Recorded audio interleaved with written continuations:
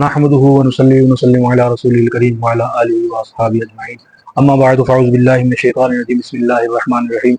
عزیزان محترم، آپ نے ایک حدیث سنی ہوگی کہ علم حاصل کرو ماں کی آغوش سے قبر تک۔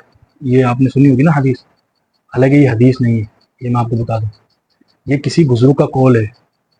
ہمارے ہاں کیا ہوتا ہے، علم دین کی دوری کی وجہ سے، آپ کو پتہ ہے آج کل تو علم دین سے اکثریت دور ہے۔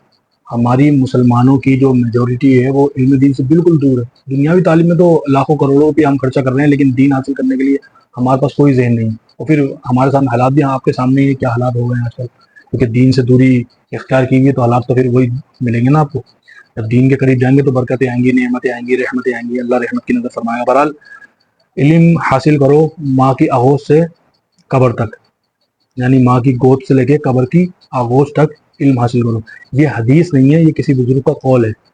بڑے بڑے محدثین جو گزرے ہیں، جیسے امام ابن حجر اسقلانی ہیں، امام سیوطی ہیں، اسی طرح امام نووی ہیں، یہ بہت بڑے بڑے امام گزرے ہیں، ان تمام نے اس کو حدیث ماننے سے انکار کیا ہے کہ یہ حدیث نہیں ہے، کیونکہ یہ خود محدثین ہیں، خود حدیث کو جاننے والے جو ہے نا بڑے بڑے امام، فنی اعتبار سے بہت بڑے بڑے محدث ہیں، تو انہوں نے انکار کیا کہ یہ حدیث نہیں ہے بلکہ کسی قول ہے۔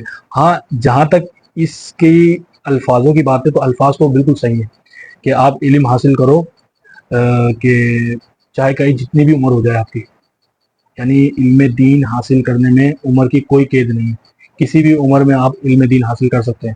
بعض لوگ بیچارے پریشان ہو جاتے ہیں کہ یار میں بوڑھا ہو گیا ہوں، میں 40 سال کا ہو گیا ہوں، 45 سال کا ہو گیا ہوں، اب دین کیسے حاصل کروں؟ حالانکہ ایسا نہیں ہے۔ دین حاصل کرنے کے لیے، علم دین حاصل کرنے کے لیے میرے پیارے بھائی، کوئی بھی عمر ہو آپ حاصل کر سکتے ہو، عقل کا ہونا ضروری ہے بس۔